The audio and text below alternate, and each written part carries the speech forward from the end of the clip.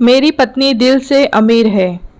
भैया ने एक और फ्लैट ले लिया है। अगले रविवार को गृह प्रवेश है।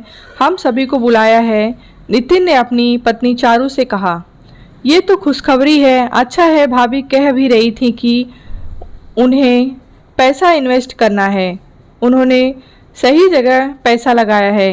लेकिन सरोज भाभी उसमें रहेंगी तो नहीं। वो तो पहले ही अपने घर में रहती हैं। लगता है किराए पर देंगी। हर महीने बंधा पैसा आ जाएगा। उनके बच्चों के काम आएगा। चारू ने कहा। तुम इतनी खुश क्यों हो रही हो? भैया ने फ्लैट लिया है, मैंने नहीं लिया है। सालों से हम एक पुराने घर में रह रहे हैं और उन्होंने दो दो फ्लैट ले लिए हैं। चारू, मैं तुम्हें एक ढंग का घर भी नहीं दे पाया। नितिन चेहरा लटका कर बोला। अरे आप क्यों अपना चेहरा लटका रहे हैं? हमें तो भैया भाभी की खुशी में खुशी होना चाहिए। फिर मैंने तो आपको कभी नहीं कहा कि मुझे नया घर चाहिए। मैं तो इसी घर में आपके साथ खुश हूँ। बेवजह आप कुछ भी सोच लेते हो। भाभी के गृह प्रवेश में सभी नंदे भी आएंगी।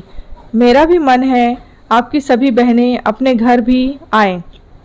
फिर हम सब मिलकर धमाल करेंगे। चारू खुशी से बोली। लेकिन मेरी सभी बहनें अपने यहाँ रात को नहीं रुकेंगी, क्योंकि अपने ऐसे नहीं है। देखना, सब बड़े भैया के घर पर रुकेंगी। नितिन की बात पूरी होते ही चारू बोली। हाँ तो अच्छा है, कोई बात नहीं, हम दोनों उनके साथ भाभी के घर में रुक जाएंगे। तुम्हें कोई परेशानी तो नहीं? भाभी तो सबको गृह प्रवेश में बुला ही रही हैं।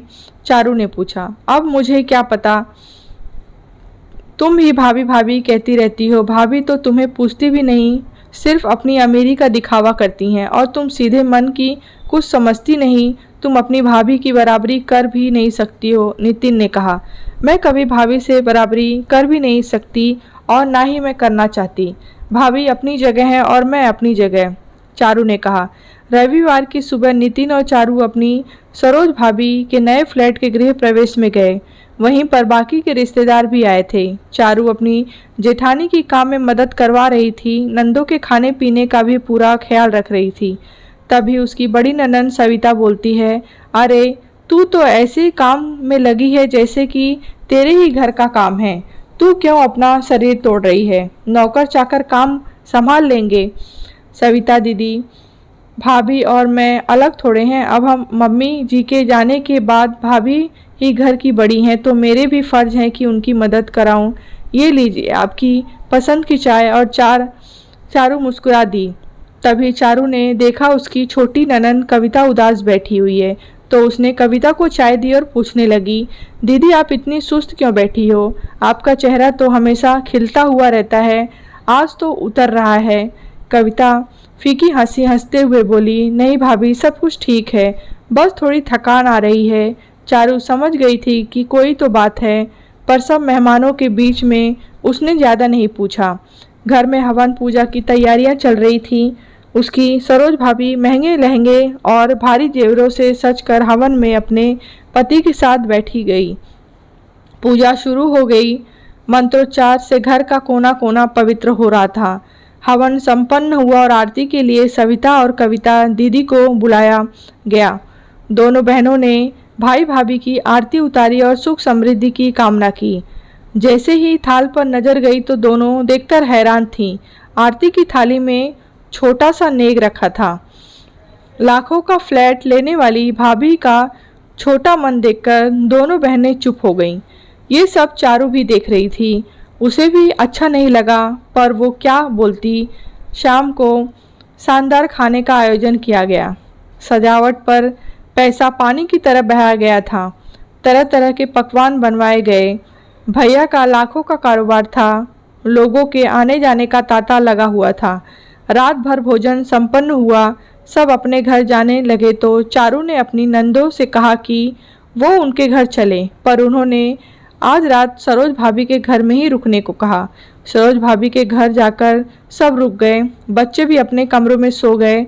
सरोज भाभी नंदों और चारू को गेस्ट रूम में ठहराकर अपने कमरे में जाकर सो गईं। कविता ने जैसे ही एसी ऑन किया तो देखा एसी तो खराब पड़ा था और वो कमरा बहुत गर्म था। सविता और कविता की हालत खराब हो गई। रात भर ढंग से सो नहीं पाई। सुबह सरोज देर तक उठी ही नहीं। उसे मतलब नहीं था कि घर में नंदे आई हुई हैं। उसे तो बस अपना महंगा फ्लैट सबको दिखाना था। दोनों नंदों को अपने घर ले गई और अच्छा सा नाश्ता बनाकर खिलाया। दोनों नंदों के खाने का भी इंतज़ाम कर दिया और फिर कविता दीदी से उदासी का कारण पूछा तो बोली, मेरे पति की नौकरी चली गई है और 4 महीने से घर का खर्चा मुश्किल से चल रहा है। ये नौकरी ढूंढ कर परेशान हो गए हैं। घर की सेविंग भी खत्म हो गई है। मैंने सोचा आप लोगों को नहीं बताऊंगी, तब तक कहीं ना कहीं नौकरी लग जाएगी, पर अब स्कूल में बच्चों की फीस भी देनी है। ओ कविता, इतनी सी बात है, तूने बड़े भैया को क्यों नहीं बताया? तो तुरंत तुम्हें चेक काट कर दे देते। सविता बोलती है, दीदी मैंने बड़े भैया को फ़ोन पर सब बताया, पर सरोज भाभी ने यह कहकर इनकार कर दिया कि अभी तो उन्होंने लाखों का फ्लैट लिया है और इसमें फर्नीचर बनवाकर किराए पर भी देना है। अभी उनके पास पैसा नहीं है। सरोज भाभी अमीर है लेकिन मन की बड़ी कंजूस है। अपनी ही छोटी ननद की मदद नहीं की, जबकि उनके पास तो बहुत पैसा है। बस ना देने का बहाना कर रही हैं। सविता ने बोला। दोनों की बातें चारू सुन रही लेती है। वो अपने पति नितिन को कहती है, हमें कविता दीदी की मदद करनी चाहिए, आखिर वो आपकी बहन है, आपका फर्ज बनता है। चारू की उदारता देखकर नितिन बोलता है, लेकिन हम क्या कर सकते हैं, हमारे पास इतना पैसा नहीं है। हाँ ज़्यादा नहीं है, पर थोड़ा बहुत तो खर्च कर सकते हैं। वो जो मोटू की बाइक के लिए पैसे इकट्ठे कर रहे हैं, वो अभी दीदी को दे दीजिए। अब उनकी परेशानी सुनकर उन्हें खाली हाथ तो नहीं भेज सकते। मोंटू मोटरसाइकिल फिर कभी ले लेगा, उसे अगले जन्मदिन पर उपहार दे देंगे। चारू की बात कविता और सविता सुन लेती हैं। कविता अपनी भाभी के गले लग जाती है। भाभी आप दिल की बहुत अमीर हैं, आपकी ये मदद से मैं जीवन भर नहीं भूलूंगी और जैसे ही इनकी नौकरी लगेगी मैं आपका पैसा वापस कर दूंगी। आपने मेरे लिए इतना सोचा वो बहुत है। सरोज भाभी अमीर होने का दिखावा करती हैं, पर 1 रुपए की भी उन्होंने मदद नहीं की। चारू अपनी दोनों नंदों को अच्छे से विदा करती है। एक दिन चारू का घर का काम कर रही थी, तभी सरोज भाभी का ड्राइवर उसके घर पर आया और मदद मांगने लगा। उसके बेटे का कॉलेज में एडमिशन करवाना था। उसने पैसे इकट्ठे किए थे, पर आज दोपहर को उसके घर में पैसे चोरी हो गए थे और फीस 5 बजे से पहले जमा करवानी थी। यह सुनकर नितिन ने पूछा, तूने अपने मालिक से मदद नहीं मांगी? सबसे पहले उनसे ही मांगी थी, पर सरोज भाभी ने मना कर दिया। वो कहती हैं कि मैं पैसे लेने के लिए बहाना बना रहा हूँ।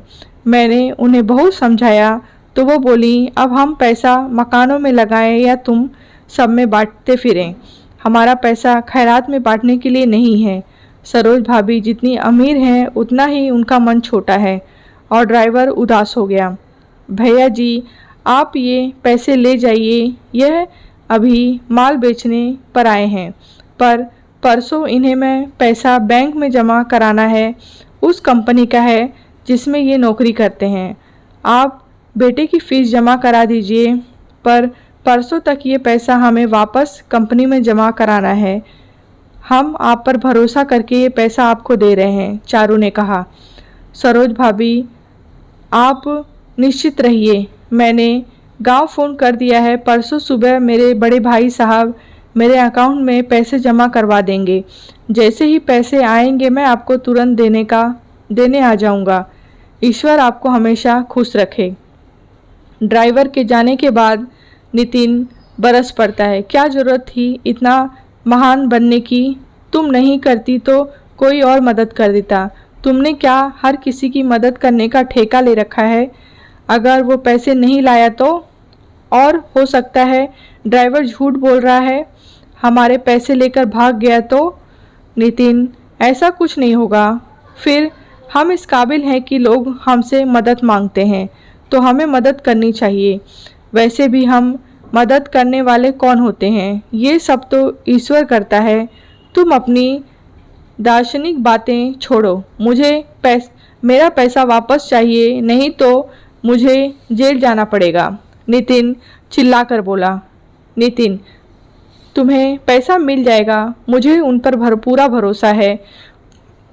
फिर ये पैसा 2 दिन घर पर रखा रहता तो इससे अच्छा है कि किसी की मदद हो जाएगी। नितिन दिल बड़ा होना चाहिए, और जब आप किसी की मदद करने की ठान लो तो ईश्वर खुद मदद करने आ जाते हैं। वो तो सब ठीक है, पर चारू, तुम लोगों की इतनी मदद क्यों करती हो? हम तो सरोज भाभी के जितने अमीर भी नहीं हैं। तुम बेकार की ही तनाव लेती हो। सरोज भाभी की तरह मना कर दिया करो, खुश रहना सीखो। नितिन, मुझे लोगों की मदद करना अच्छा लगता है। मैं सरोज भाभी नहीं बन सकती हूँ। उनका अपना व्यवहार सोच है और मेरी अलग सोच है। मदद करने के लिए पैसा हो ना हो, पर आपकी नीयत होनी चाहिए। मुझे मदद करके आंतरिक खुशी मिलती है। यह सुनकर नितिन चुप हो जाता है। एक दिन के बाद सुबह सुबह ड्राइवर आया और चारू को धन्यवाद देने लगा कि आपकी वजह से मेरे बेटे का एडमिशन हो गया है। आपका बहुत धन्यवाद। ईश्वर आपको खुश रखे। भैया को खूब तरक्की दे। और वो पैसे लौटाकर चला गया। नितिन, देखा, आपने मेरा भरोसा जीत गया। आप लोगों का अच्छा करते हैं तो आपका भी अच्छा होता है। सबके मन में अच्छी दुआएं निकलती हैं और कभी किसी की दुआएं बेकार नहीं जाती। इन्हीं दुआओं की वजह से ही मैं कितनी खुश रहती हूँ। थोड़ी देर बाद सरोज के यहाँ खाना बनाने वाली आती है। चारू भाभी, मेरी मदद कीजिए। मेरी बेटी की परीक्षाएं आने वाली हैं और हमारी कॉलोनी में शाम होते होते बिजली चली जाती है। मेरी बच्ची पढ़ नहीं पाती। वहाँ दूर बनी सड़क की लाइट के नीचे पढ़ ले, पर वहाँ रात को आवारा लोग घूमते हैं। अभी उसकी 10वीं की परीक्षाएं हैं। वो बहुत मेहनत कर रही है। हाँ, तो परेशानी क्या है? तू रात को अपनी बेटी को मेरे यहाँ छोड़ दिया कर। वो बाहर वाले कमरे में पढ़ लेगी। मेरी छोटी बेटी भी तो 10वीं की परीक्षाएं दे रही है। दोनों साथ में पढ़ लेंगी। सुबह स्कूल परीक्षा देकर वो तेरे घर आ जाएगी। तभी नितिन उसे कोने में खींच कर बोलता है, चारू, तुम्हारा दिमाग खराब हो गया है क्या? हमारी बेटी नौकरानी के बेटी के साथ पढ़ेगी। नितिन, वो नौकरानी नहीं है। वो भी हमारे घर के जैसी थी, पर पति की मौत के बाद वो अपनी बेटी को पालने के लिए लोगों के घरों में खाना बनाने लगी है। और अगर कोई नौकरानी भी मुझसे मदद मांगती है तो उसे भी मना नहीं करती। मैं ये फालतू का भेदभाव नहीं करती। दोनों की बेटियां ने मिलकर अच्छे से पढ़ाई की और जब परीक्षा परिणाम आया तो खाना बनाने वाली की बेटी ने प्रथम स्थान प्राप्त किया। वो चारू के लिए मिठाई का डिब्बा लाई और उसे बहुत धन्यवाद दिया और दुआएं दी। भाभी, आपकी मदद की वजह से मेरी बेटी ने इतनी बड़ी सफलता मिली है। मैंने सरोज भाभी से कहा था, पर उन्होंने साफ मना कर दिया, जबकि उनके तो कई कमरे खाली पड़े हुए हैं। चारू भाभी, आपके पास भले ही ज़्यादा पैसा नहीं है, पर आप दिल की बहुत अमीर हैं। आप जो दूसरों के सच्चे मन से मदद करता है, ईश्वर की कृपा उस पर बनी रहती है। तभी नितिन का फ़ोन आता है। जीजू की बहुत अच्छी कंपनी में नौकरी लग गई है और कविता दीदी ने कहा है कि वो अगले महीने पैसे भेज देगी। ये सुनकर चारू का चेहरा खुशी से चमक उठा। तभी नितिन बोलता है, एक और खुशखबरी है। मैं जिस कंपनी में काम कर रहा था वहाँ मेरा प्रमोशन हो गया है और मेरे पुराने रिकॉर्ड को देखते हुए मुझे अच्छी सैलरी मिलेगी। चारू दौड़कर मंदिर का दिया जलाती है और ईश्वर को धन्यवाद देती है। तभी नितिन बोलता है, चारू, ईश्वर की कृपा के साथ साथ तुम्हारा भी इसमें हाथ है। तुमने हमेशा निस्वार्थ भावना से सबकी मदद की है। तुमने लोगों को के दिलों को खुशी दी है। उनकी सबकी दुआएं काम आई। तुम्हें पाकर मेरा जीवन धन्य हो गया। मैं हमेशा सोचता था कि भैया भाभी के पास बहुत पैसा है, वो बहुत अमीर हैं, लेकिन मैं गलत था। पैसा होने से कोई अमीर नहीं होता। आपके पास रिश्ते होने चाहिए, अपने लोग होने चाहिए, आपके पास लोगों की दुआएं होनी चाहिए, लोगों के दिलों में बसने की जगह होनी चाहिए। ये पैसा तो मात्र दिखाया है, एक खोखलापन है। किसी के चेहरे पर खुशी ला सको, किसी मजबूर को यथासंभव मदद कर सको, तो आप दुनिया के सबसे अमीर व्यक्ति हैं। जीवन मात्र पैसों से नहीं चलता, साथ में अपने होने चाहिए और लोगों का ढेर सारा प्यार भी होना चाहिए। आपके पास बड़ा महल हो, बड़े घर हों, पर उसमें काम करने वाले के चेहरे पर उदासी छाई रहे, आप उसकी मजबूरी और आंखों का पानी समझ न पाओ तो ऐसा पानी किसी काम का नहीं। चारू, मुझे तुम पर बहुत गर्व है। मेरी पत्नी दिल की बहुत अमीर है और अब मैं तुम्हें किसी की मदद करने से नहीं रोकूंगा। मैं भी इस पुण्य काम में तुम्हारा बराबर सहयोग करूंगा।